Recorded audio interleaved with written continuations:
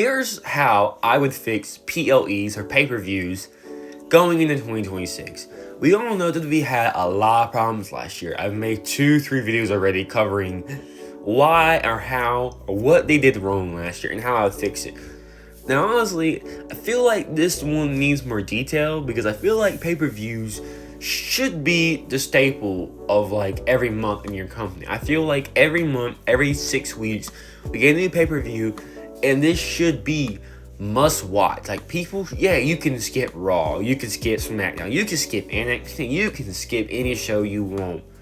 But when that Saturday comes around, when the biggest show's showing up, when we got Royal Rumble, Backlash, Money in the Bank, SummerSlam, something like that, you have to want to cancel all plans. You want to not go out. You don't want to hang with friends or family. You don't want to get back. You want to stay at the house, stay at the crib, stay in your box wherever you live at, and watch this. It's must see. And that's the problem with the WWE pay-per-views. They're not. You're not missing anything major. And that's my first point. Nothing ever happens. Make stuff happen. Like, I'll make up a fake card. Night Champions is coming up, right? Hypothetically speaking. And on that card, you got Cody versus Aleister Black for the championship. Cody's winning that. No point in seeing that. Then you got Jade versus Chelsea Green. You're not going to let Jade lose the belt that quick. She just got, and this is her first defense. She's beating Chelsea Green, right? Then there's a random tag match. It's LWO versus El Gran Americano. Something like that, right? The El Gran Americano is going to win. They're going to cheat, and they're going to win and make themselves look good. Yeah, that's going to happen. And then the fourth match, you got Braun Breaker, and he's facing LA Knight because LA Knight came back and cost him the belt versus Punk. And LA Knight's going to win because they buried his ass and they got to make up for what they did to him a few weeks ago on Raw. So, yeah. So, LA Knight's going to win. I just looked at that entire card, hypothetically speaking, and there's only 2 champions matches on there, and they're neither worth watching because you all know who's going to win. There's no stakes for no one here. So, why would I want to waste my Saturday watching a show with no stakes, no rewards, no nothing? I could just catch the recap Sunday morning. I can watch my favorite YouTuber, aka me, right? No? Okay. You can watch me recap that darn show, talk about in 8-10 minutes, and that's it. You just save yourself 3-4 hours of nothingness. And the thing is this, over half of the show isn't even the matches. It's darn backstage segments, and it's ads, and it's recapping the last month build up to the match. And no offense, that's kind of ridiculous in my opinion. I don't want to know what I've already know for the last month. You don't have an option to skip it. You don't. So you're watching everything you already know that's been going on for the last 2-3 weeks, 4, 5, 6 weeks. It's dude, I don't care. I know Chelsea Green stole Jade Cargill's cupcakes. I know Chelsea Green called Jade Cargill fake champion. Jade Cargill threw Chelsea Green for the announce table. I know what's going to happen. I want to see the match. Don't recap everything I already know. And then you get to the match, it is 10 minutes long, and it's nothing burger because Jade's going to win. So it's just, what's the point? What is the reason I'm watching the show? Make pay-per-views worth watching. Make B-tier pay-per-views actually worth watching. Yes, not every show is going to be high demanding watching. But look back at this year's pay-per-views. The only ones you needed to watch this year were literally the big 4. And out of the big 4, 3 of them sucked. The only one worth watching or rewatching is SummerSlam. So, yeah. And also, I did a review on all of their pay-per-views, and out of all 12 of them, only 5 are actually worth rewatching. And 2 of them, you can argue they're really not. They're just kind of average, painfully in the middle. So, yeah. Then, better look. And before you go, what do you mean better looking? Better presentation, better style, better glamour, you can say. And I say that in the way of, you go, and it's Clash in Paris. And you're like, okay, cool, Clash in Paris. They're in a foreign country, Well, for me, I'm not from Paris, I'm not from over there. I'm in America. So it's cool. They're in a whole new country They're doing a bunch of cool stuff. Let's have a cool stage and a nice look. Doing some like anything. Oh, it just looks like Raw and SmackDown, but this time it's Clash of Paris with the Clash of Paris colors. Oh, we don't get anything at all. We don't, nothing. You couldn't add anything to the stage. Nothing. Or like, dude, bring back Judgment Day. Bring back No Way Out. Bad Blood. Like, periods like that, you can do such cool shit with. Armageddon. Like, I know we don't have it, but like, bring it back. Do something cool. Money in the Bank. Remember when they used to like actually do all like the ladders and stuff?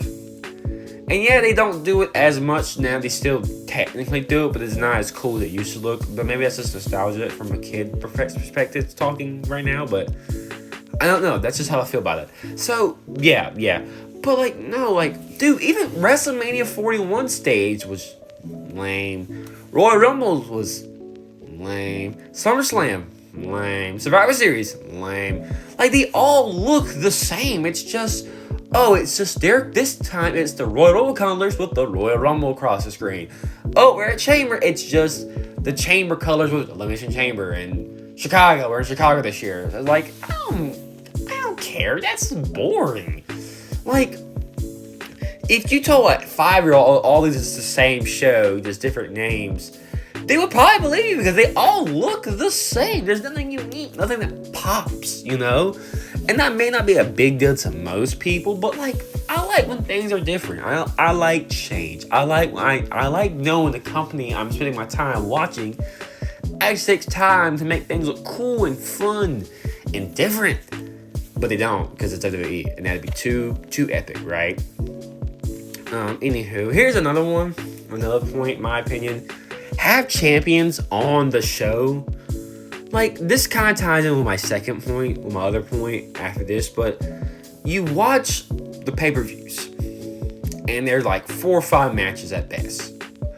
Besides like SummerSlam and Mania. But every other show is like 4 or 5 matches, right? And 90% of the time, you can predict the matches and you can predict the outcome of these matches. WWE is way too safe 90% of the time, in my opinion. So you go on a show and you're going to get a men's world title, a women's world title, a mid-card belt, and a random tag match. Or you get a women's belt, a men's belt, a one-on-one match between the top faction and whoever they're feuding with, and another random tag team match, men or women. And then when you have a 5th match, it's just a friendly mid-card match they made the week before the show, and it's like a 10-minute match. With no story, really no build, and no one really cares.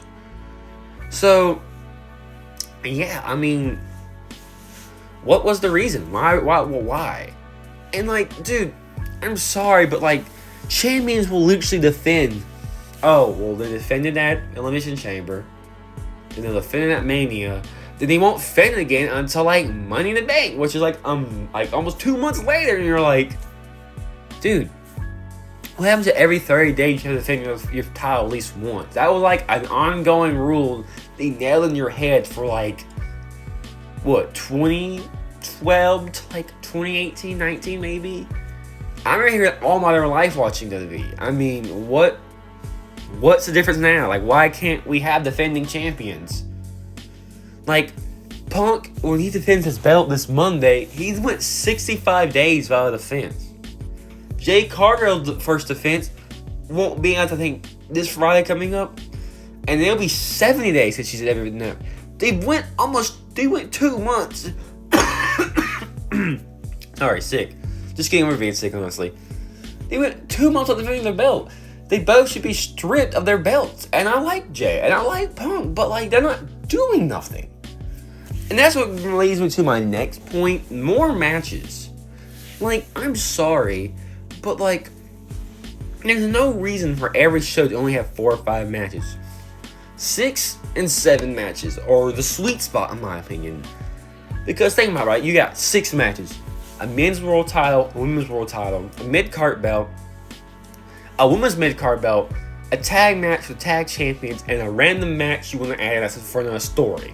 Like with the Vision, or like El Gran Americanos, or like the Creeds, or something along them lines, you know? If you're having like Penta and Rusev are still feuding, right? because it's WWE. You can put their match on there. You get variety. You get championship matches, tag matches, one-on-one regular matches, variety. And with a 7 match, you can add another tag belt, another like mid-card belt, or you can throw another one-on-one match. So you're guaranteed to get a variety of matches. And like, more matches means more curves and less predictability. And it makes it worth watching because, oh shoot, a lot of championships are on the line. There's no way everyone retains, right? And so that gives you a more reason to check it out this Saturday, not recap it or wait until the results after. You can watch it then and there. More views, right? This is a company. They like money, views, right? Right? So, yeah, I feel that's just easy money, an easy layup, as they say, right? That's all you gotta do. And honestly, the last thing I would do for PLEs, maybe this is a weird one, but honestly, focus on the PLE that's next, honestly. Because I hate as soon as we get to PLE or the week of the PLE, they're already like, well, after this one, we're going to SummerSlam, or after this one, we're going to Survivor Series, or Money in the Bank, or da-da-da. I'm like, dude, we haven't even finished this one. You ignoring this show and making it out seem like a big deal lets me know nothing's going to happen. So I'm not watching this week because I know nothing's going to happen. I'm going to go do something else with my time. Maybe watch another wrestling company. Maybe do something else wrestling related that's not WWE. Go out with friends or family. Hang out with my lovely, lovely lady. Play my game, something productive, something fun that's not wasting 3 hours of nothing burger shows. Now, besides all this rambling and ranting, what would you do to fix the pay-per-views or PLEs? What would you change? What would you bring? What would you take away? What would you do different to make them worth watching? Because honestly, I'm most likely 99.9% not watching the Royal Rumble. And look, there's a lot of reasons why I'm not watching the Rumble, but there are 2 reasons. The side shows I never watch. And there's nothing against people who are from there. I bet all of you are lovely people. But blood money. No, I'm not. And second, them women do not need to be there. They're going to be miserable. They're going to be in a hot, crowded ring with a bunch of other women in full clothes for an hour, almost an hour and a half. That is ridiculous. That is straight up ridiculous. They shouldn't have to do that. But, money talks, bullshit walks, unfortunately. So, yeah. But like always, thank you guys for watching. Remember to like, comment, and subscribe. And like always, thanks for watching. Peace out, and I'll see y'all in the next one.